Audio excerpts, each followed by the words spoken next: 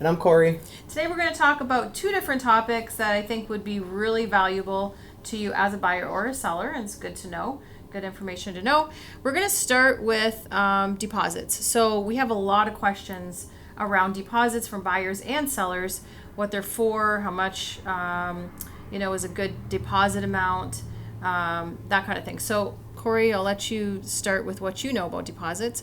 Yeah, so let's start with what's the purpose of a deposit. A deposit it's a way of showing consideration for an offer. So let's say hypothetically you have two identical offers on a $500,000 house. You both go in, one goes in with $10,000 deposit, the other one goes in with $20,000 deposit. Right. The sellers are more likely to look at that one with the higher deposit because they have more skin in the game, or they have more to lose if they fail to close. Right. So that's the biggest deciding factor I find with the deposits is that putting that skin in the game and that more to lose factor. Right. So at that point you become committed. So putting in a small deposit could show that, you know what, I might not actually have that money, and then it's to add that on to having a condition of financing, it might scare that seller away a little bit. So you don't want to break the bank and put everything you have into a deposit. Right. Make sure you're putting enough that you can still live. Exactly. But it needs to be high enough that it shows that you're committed to this offer, that you want this deal, you want to make it happen. Right.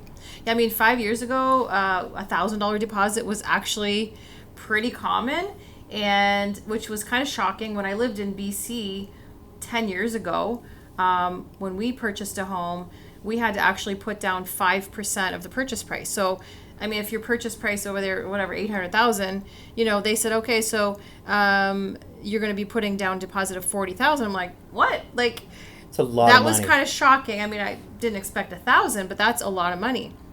And so, with the deposit, another thing that you should note is that the deposit is held in trust by the listing agent's brokerage. So that deposit is just held until closing, and then it goes against the purchase price. So that's going to be taken off, obviously, of the buyer's purchase price. In the event that the deal doesn't close, this is where the deposit's held, and it's not like it's, the check's written right back to the seller. And this is where a lot of sellers go, well, if they don't close, I get that money.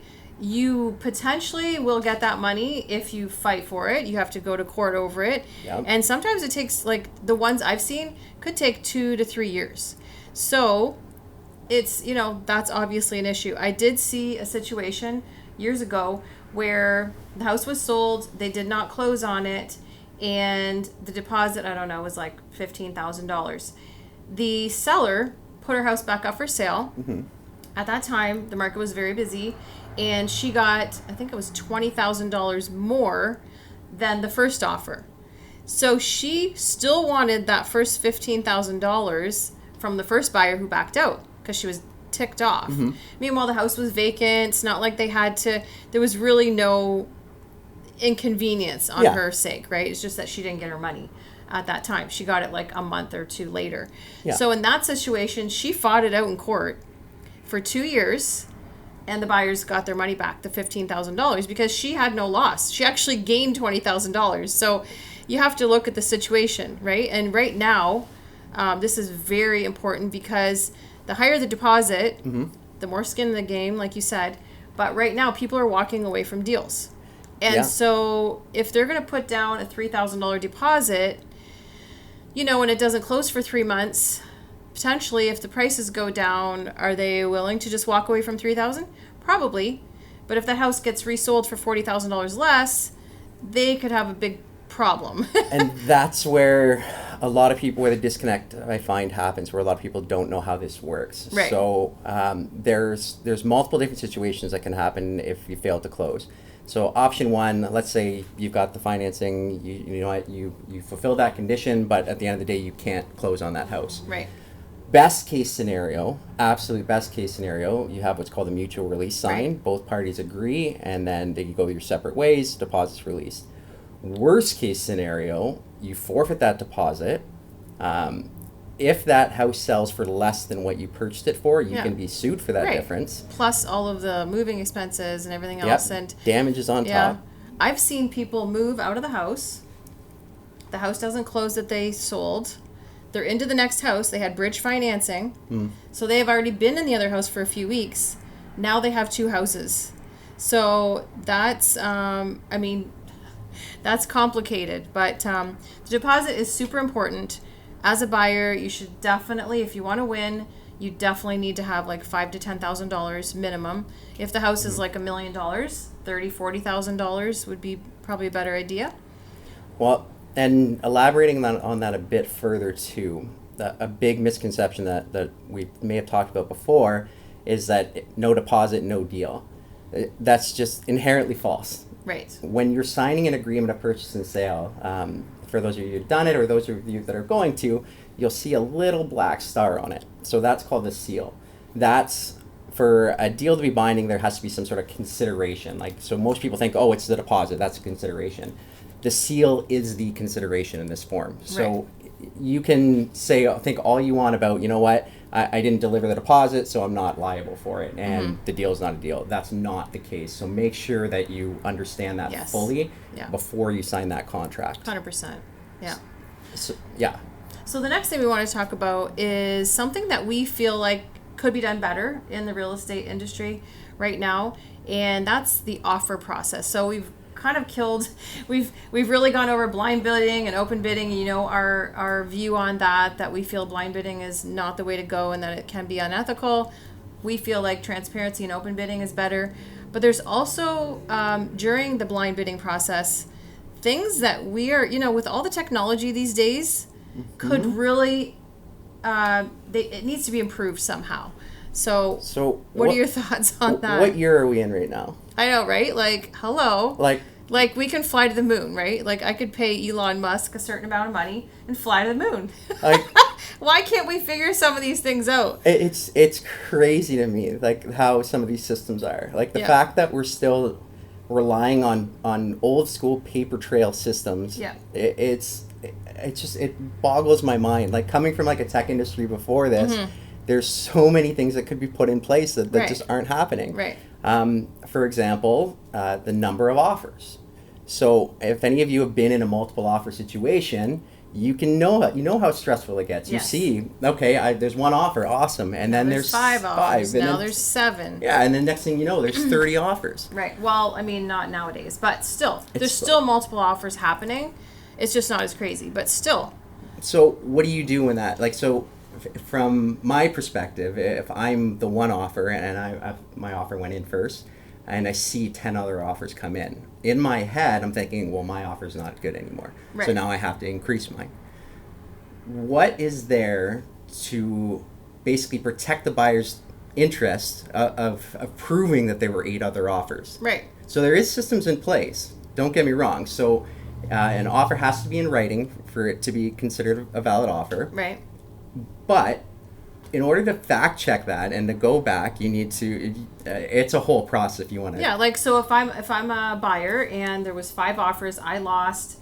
I feel like that there really wasn't 5 offers. Actually, just last month we had buyers going in on a deal, and the listing agent kept on saying, "Oh, I think there's gonna be 3. I think there's gonna be 2. There should be 2." Like never really used the words "there are this many offers."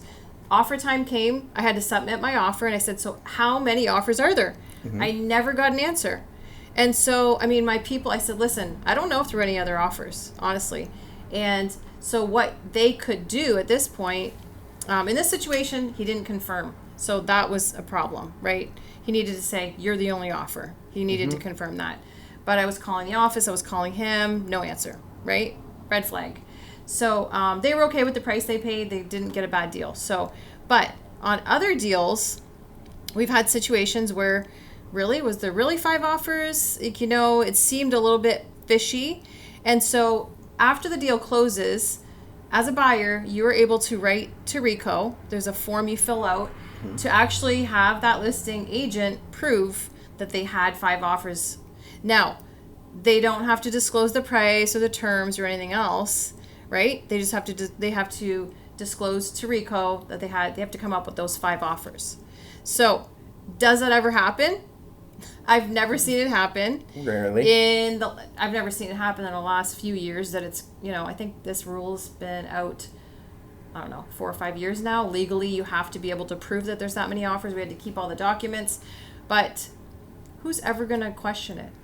Well, and also, going back to where we started with this, in order to get that information, you have to they have to contact the broker, they have to get the paperwork, they have to go through this whole process. Right. Something that should only take 10 seconds to do ends up taking months and months and months because we're not tracking this, right? I mean, like think about it. The offer comes in, it stamps it, timestamps, who's the offer from, the price of the offer, whatever, and the name of the person that was writing the offer. Yeah. Right. So this came off, this offer came in at this time, this one came in at this time, and you actually have a tracking system. Yep. That's legit, and that they can go back and check those things easily. Right. Now it's just like, yeah, I have 5 offers. I mean, I could make up the fact that I have 5 offers. 100%, and that's the scary thing, and it goes back to blind bidding, and we've talked about this till we're blue in the face. Yeah. But it's another downside of it. There's so many holes in the system that need to be plugged. Yeah. And you know what? If we're going to keep blind bidding, then we need to find a way to still make it more transparent. Exactly. And to take out all of the bad things that can happen. Yeah.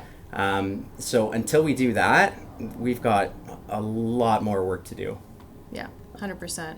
So yeah, it gets frustrating for sure, because the technology is there, and all of these boards and associations that we pay big bucks to have big bank accounts that could actually, fund this type of technology. Yeah. It's just what's happening. I don't know. But that's a whole other topic. Yeah, we'll steer clear We'll of go that, down that rabbit trail next time.